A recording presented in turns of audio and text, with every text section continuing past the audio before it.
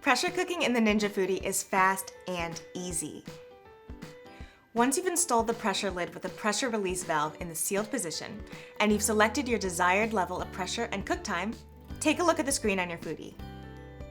After several seconds, you should notice an animation of rotating lights on the screen of your control panel.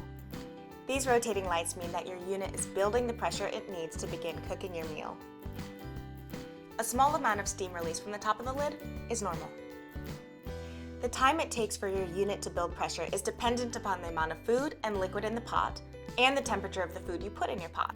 If using frozen ingredients, this may take up to 20 minutes. Once your unit has reached a high enough level of pressure, the lid will lock for your safety, and you will not be able to unlock it until the pressure is released.